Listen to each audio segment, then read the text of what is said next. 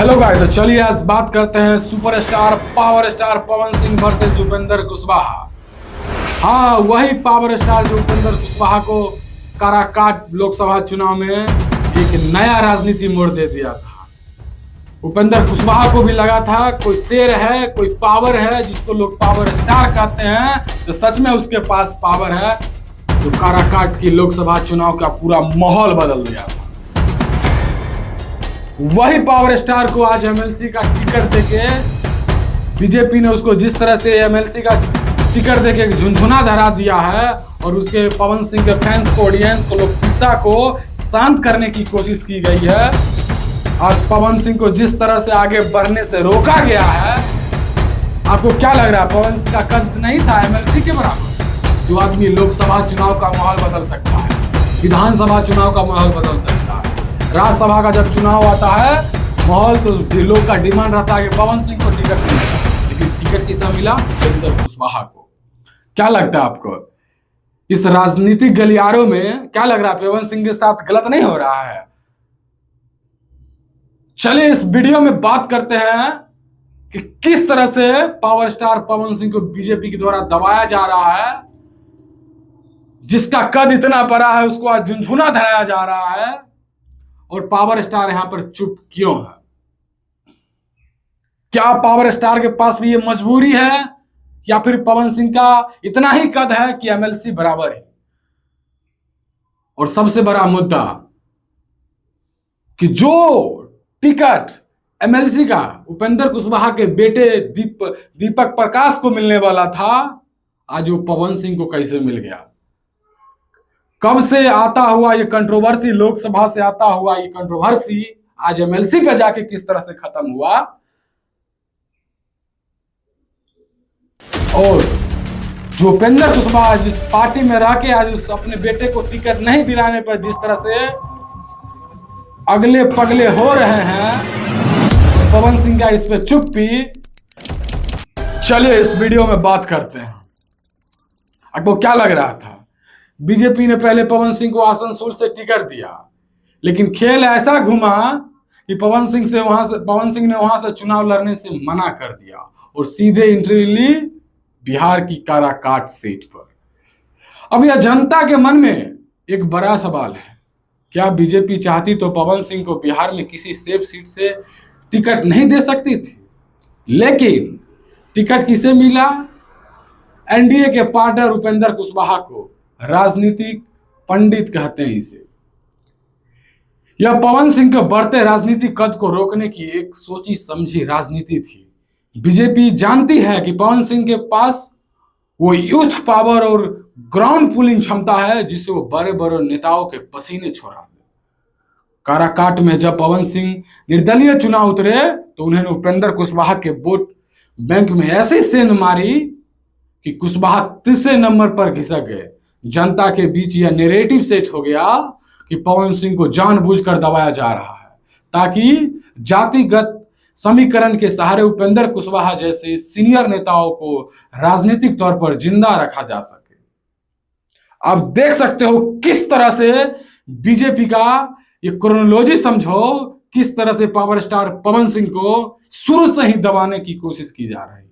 पवन सिंह की ताकत किसी पार्टी की मोहताज नहीं है। उसके पास फैन बेस जो जहां खड़े होते हैं वहां से गलियों में कुर्सियां कम पड़ जाती है। काराकाट में बिना किसी बड़ी पार्टी के सिंबल के उन्हें 2,74,000 से ज्यादा वोट हासिल कर लिए और रनर अप रहे।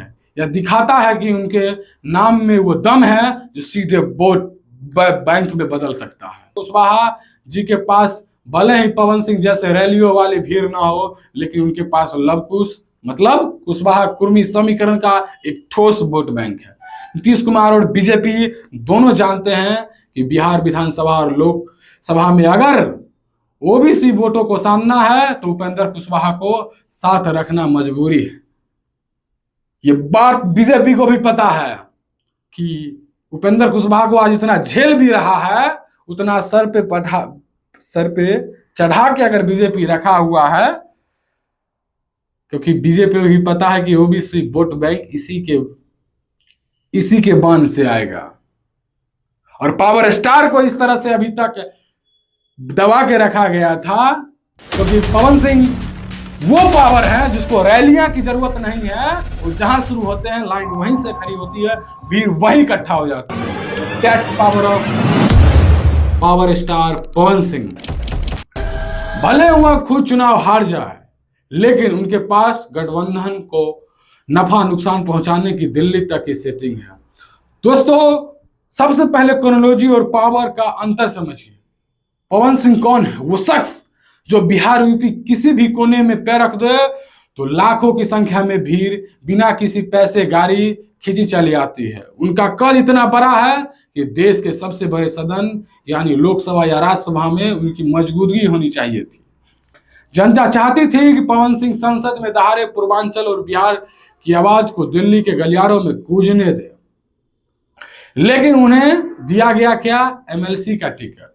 राजनीति को समझने वाला बच्चा भी जानता है कि एमएलसी चुनाव जनता सीधे नहीं चुनती, यह विधानसभा के कोटे से बैक डोर से एंट्री होती है। पवन सिंह जैसा नेता जो अपने दम पर पूरा का पूरा लोकसभा चुनाव पलट सकता है, निर्दलीय चुनाव लड़कर 3.25 लाख से ज्यादा वोट ला सकता है। उन्हें जनता के बीच जाने से रोका दिया जाए, उन्हें एक बंद कमरे में चुनाव में एमएलसी बनाकर विधानसभा के पिछले रास्ते सदन भेजा जा रहा है। क्या यह पावर स्टार को दबाने और उनके कद को छोटा करने की कोशिश नहीं है? अब सवाल आता है कि बीजेपी जैसी दुनिया की सबसे बड़ी पार्टी पवन सिंह को लोकसभा या राज्यसभा भेजने से क्यों कतरा? वो जब काराकाट में निर्दलीय उतरे तो उन्हें साबित कर दिया कि वो किसी भी पार्टी के लहर के मोहताज नहीं है। उनकी खुद की एक पवन लहर है।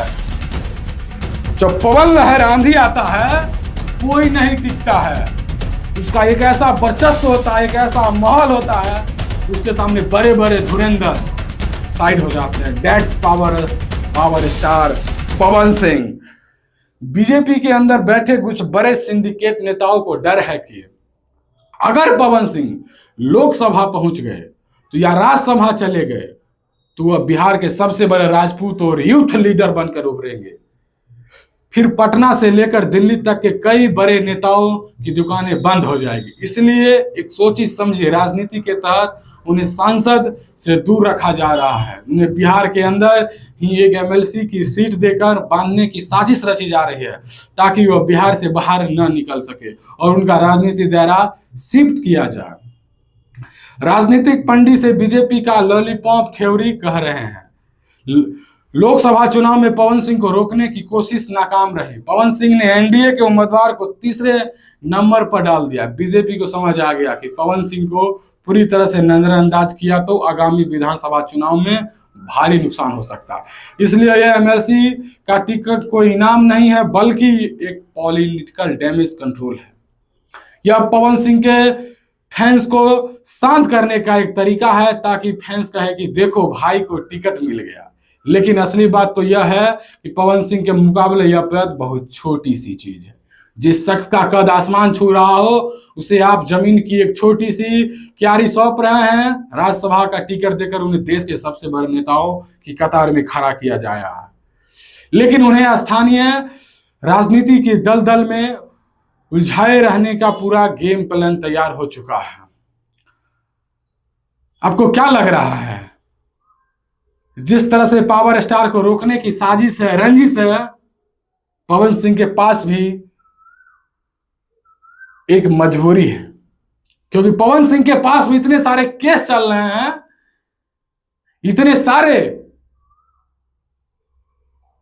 उन पे आरोप हैं। जिस तरह से उनका वीडियो वायरल होता है, उनके पास भी मजबूरी है कि वो बीजेपी में सटे, नहीं तो बीजेपी वो आन बान टंड भेद सब अपना देगी पवन सिंह को अपने पावर अपने साथ मिलाने की। यही वजह एक पावर स्टार के पास भी मजबूरी है, कुछ झुनझुना लेके भी चुप है, क्योंकि पवन सिंह को भी पता है कि मेरा कद क्या है। लेकिन चलिए, आपको क्या लग रहा है?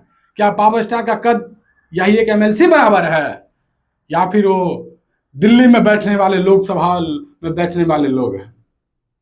क्या लगता है आपको? क्या लग रहा है कि बीजेपी यहां पवन सिंह के साथ गलत कर रही है या फिर नहीं?